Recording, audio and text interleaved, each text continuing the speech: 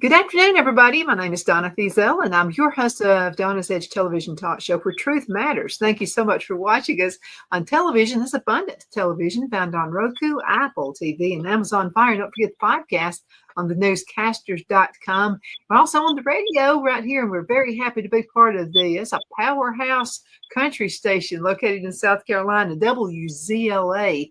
And on the dial, you can find them at 92.9. But you can catch the show on Saturdays at 9 a.m. and that's on the Eastern time zone. So we appreciate that as well. Make sure you listen to the morning show, by the way. I'm going to tell you, those guys are really funny, and they'll get you started on the right track every single day. I have AP Steadham with me right now, and he's my sports guy.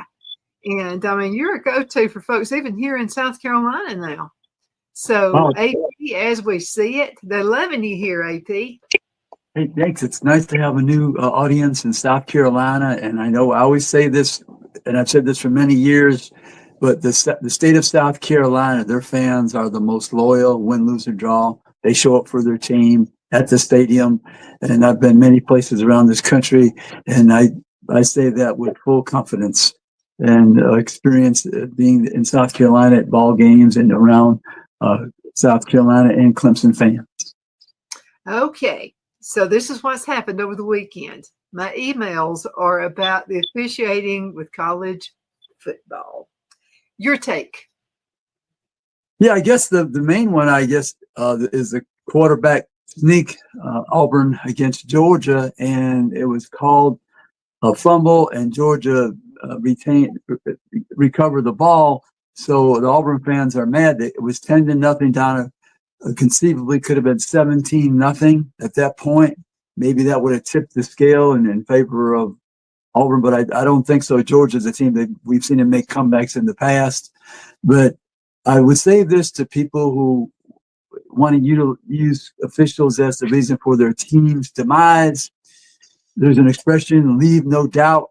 And when you're on the 6-inch line, get the ball over the goal line and hang on to the football. Of course, you want the play to be called correctly, but you left yourself wide open for a judgment, and it didn't go in your favor.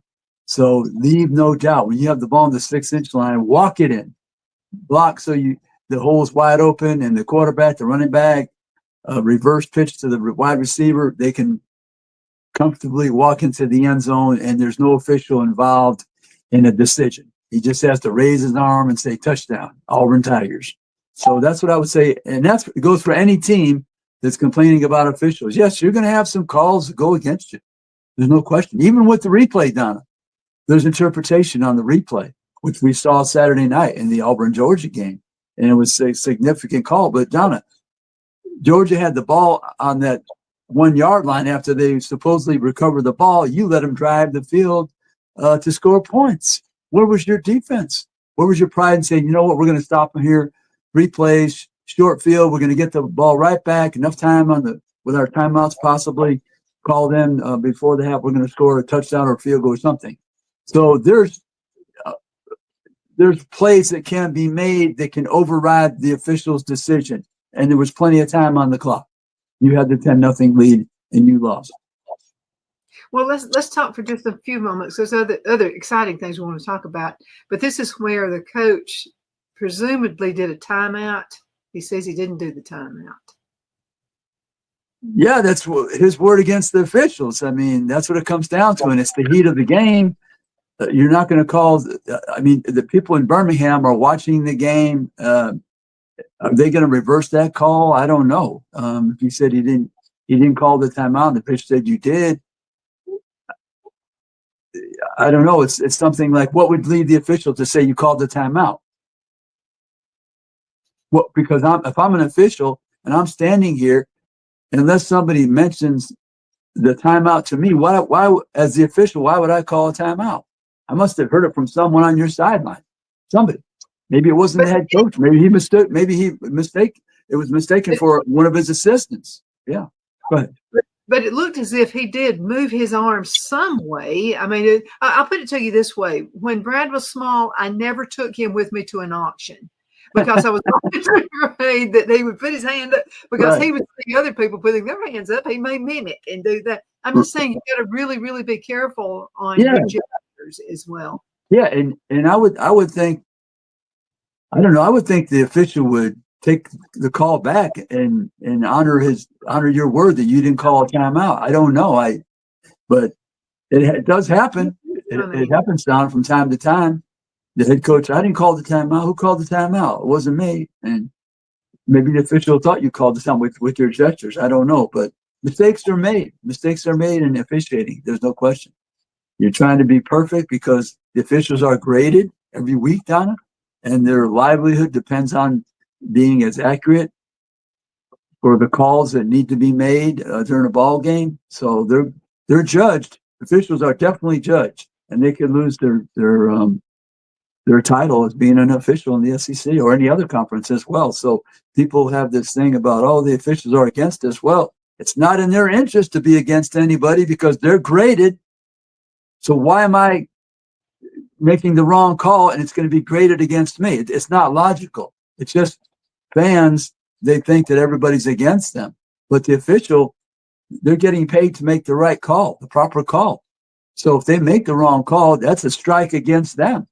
They can lose their job. So this idea that the officials are for or against somebody, I never have bought it. If you ever speak to officials, they're trying to make the right call because they're trying to be A-plus officials.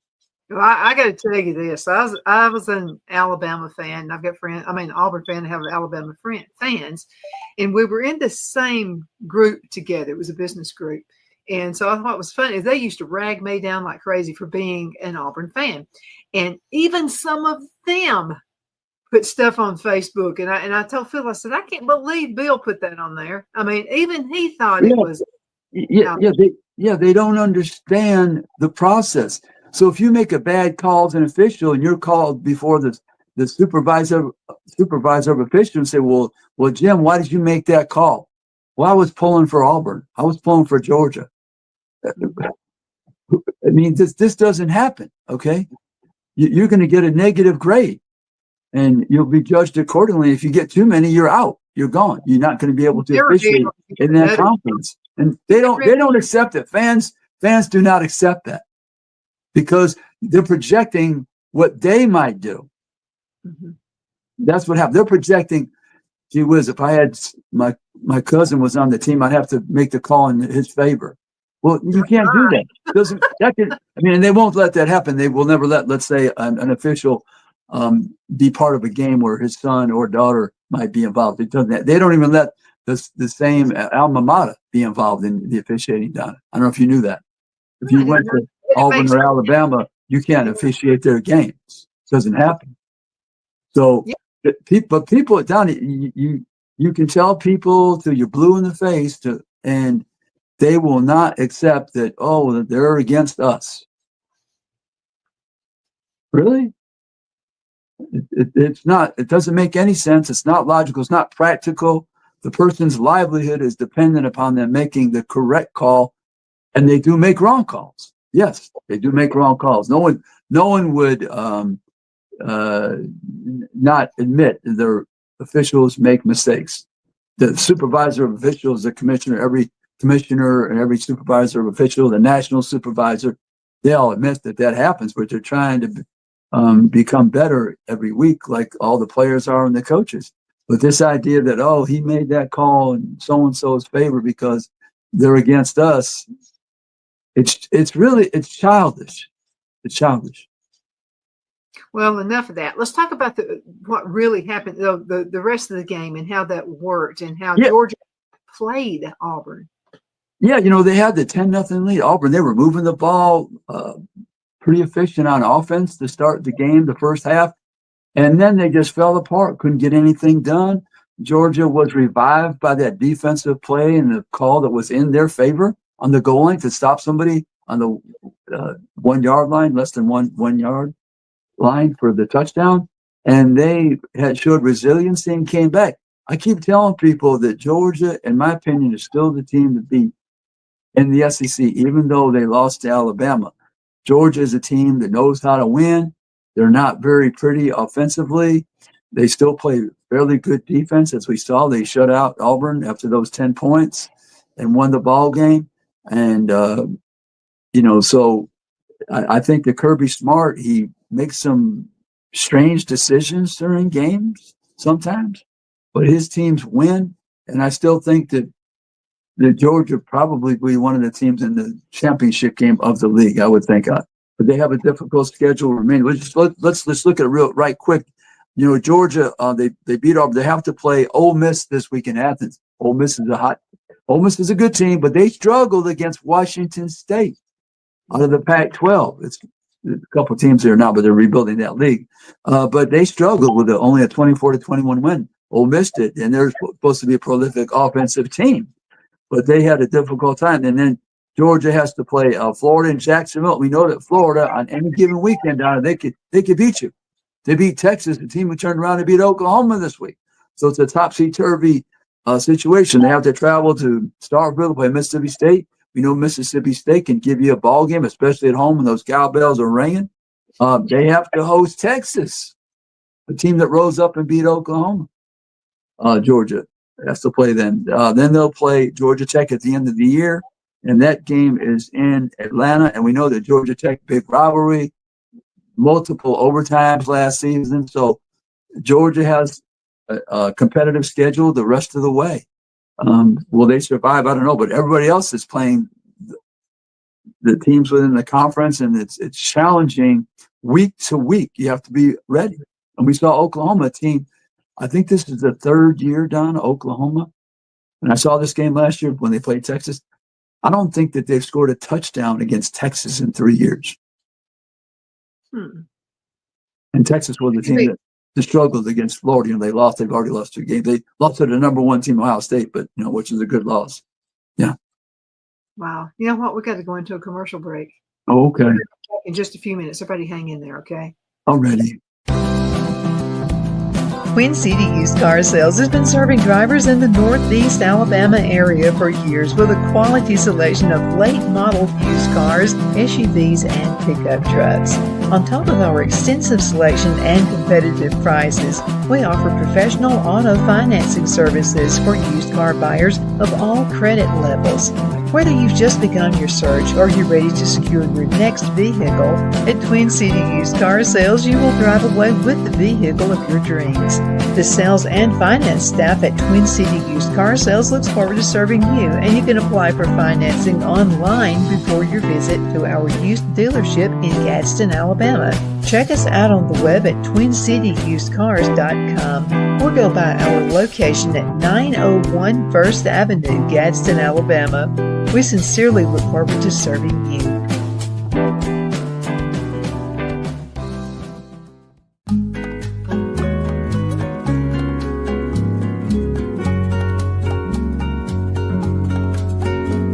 At Lamone's Mexican Restaurant, located in Henniger, Alabama, and voted Best Mexican Restaurant of DeKalb County, Alabama 2020, we're here to serve you with authentic Mexican cuisine. Order easily online by going to lamonsmex.com or call 256-657-3999 to place your order.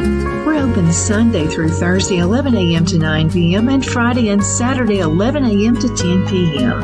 Whether you're celebrating a cozy date night for 2 or a celebration for a crowd, at Lamone's you'll love our atmosphere and friendly servers. Thank you for dining with Lamone's Mexican Restaurant.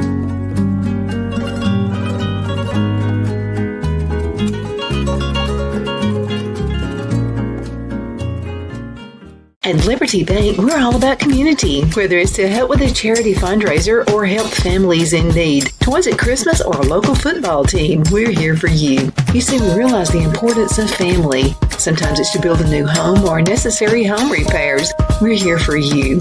If you like the feel of a small town bank with all the conveniences of a big city bank, we're here to serve you. You will find us at any of our convenient locations in DeKalb, Marshall, Etowah, and Blount counties in North Alabama. You can call and speak with any of our friendly staff at 256-659-2175 or check us out on the web at libertybankal.com. And thank you for your support of our community. Member FDIC Equal Housing Lender.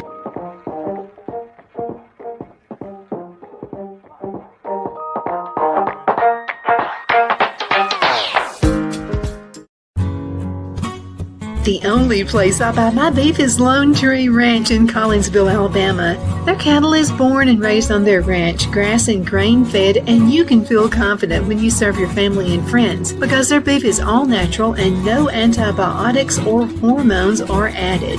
You can buy whole beef or perhaps go in with family or friends and buy half. Their customer service is number one as they take care of the delivery to their local processor and can deliver to your home for a small added fee.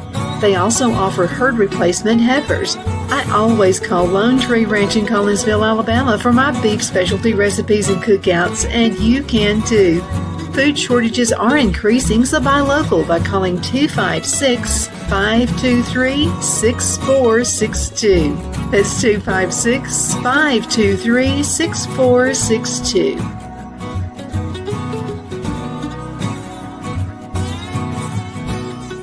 We're back. My name is Donna, and I'm your host of Donna's Edge television talk show where truth matters. Thank you so much for watching. We appreciate that. You know what? I was just thinking there's an old song that came out a long time ago about baseball, and it was Nobody Likes the Ump. Well, apparently nobody likes anybody like that, the umpire. No, they don't. Because their calls can make a difference in the game. But that's in the equation of winning football. Can you overcome the crowd noise? Can you overcome the weather conditions? Can you overcome the calls that go against you? Can you overcome injuries in the game? Those are all the variables in the equation, Don. Those never change. It's week to week. And if you accept those, then you're better off because you understand, okay, we have to keep it moving. And in spite of what happens on a play, to one of our own players, even if the coach makes the wrong call, we still have to overcome and win, try to win the ball game somehow. It's like any setback, you just move on. That's right. Move on, just get it going. Okay, I want to hear your top 10. Top 10, Donna. Yeah, I have Ohio State number one, Donna. I have Indiana, who won a game on the West Coast against Oregon. Oregon was one of the top teams. And I was at that Ohio State game. They beat Illinois in Champaign. I have Georgia number 3, Miami 4, Texas A&M 5, Ole Miss 6, Alabama 7, Tennessee 8, LSU 9, and Texas Tech number 10. I probably should move up Alabama some. Probably the next week I will if they keep winning because I have Georgia ahead of Alabama, even though Georgia beat Alabama. But Alabama, Donna, that loss against Florida State is looking worse because Florida State they've lost now to Virginia. I think they lost 3 games now, lost to Pittsburgh. And so they're on the downslide. And so that loss for Alabama, every time Florida State loses, does not help Alabama. Let's talk Alabama game. Yeah, great win on the road. Beat a Missouri team that was undefeated. The table was set. Eli Drinkwitz.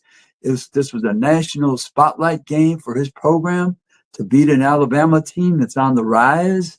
They held down that running back, Ahmad Hardy. He didn't have a big ball game. He was averaging quite a few yards. They shut him down. They intercepted the pass at the end, and Bo Pribula, the Missouri quarterback, threw that interception. They were trying to make the comeback to at least tie the game. Alabama ended up winning on the road 27-24. So now that's 2 ball games, Donna, that Alabama's won on the road against 2 undefeated SEC teams. Very impressive.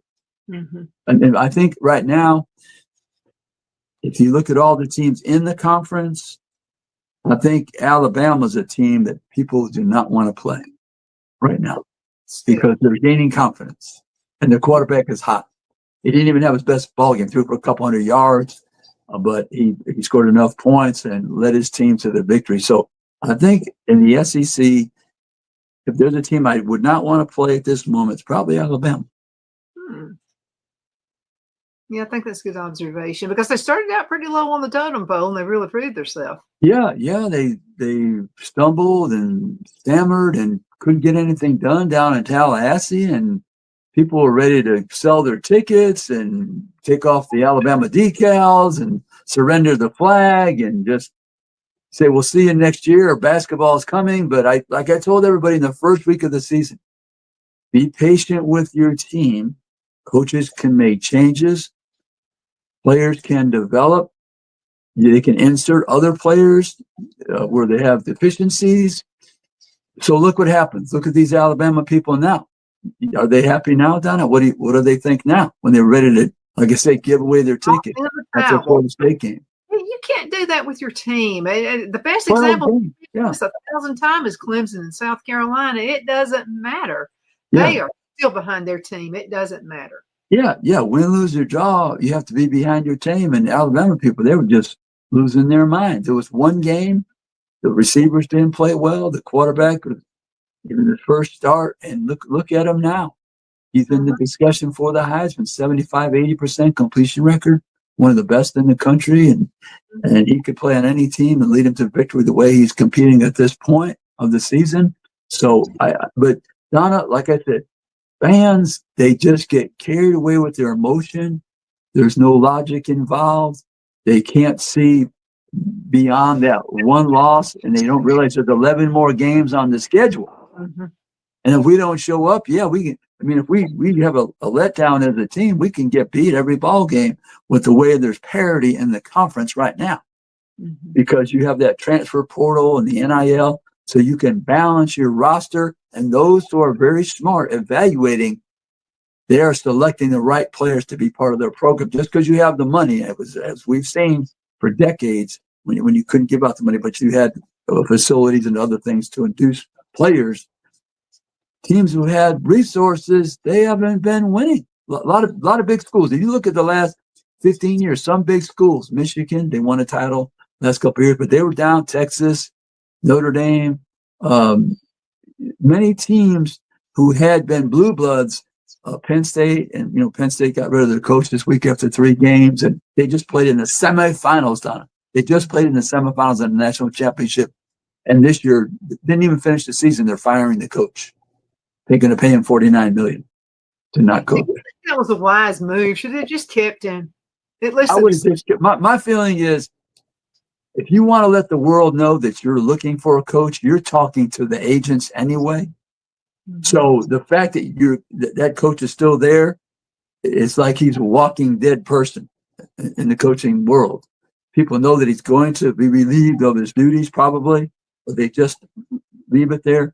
But some presidents and athletic directors, they want to move on and give the appearance that, okay, every single coach in America, we're open, we're available, where they could have just made phone calls.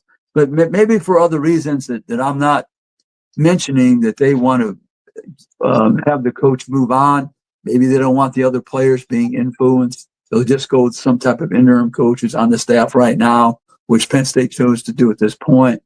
So there's a couple ways to make a change, and one of them is relieve the person of their duties immediately.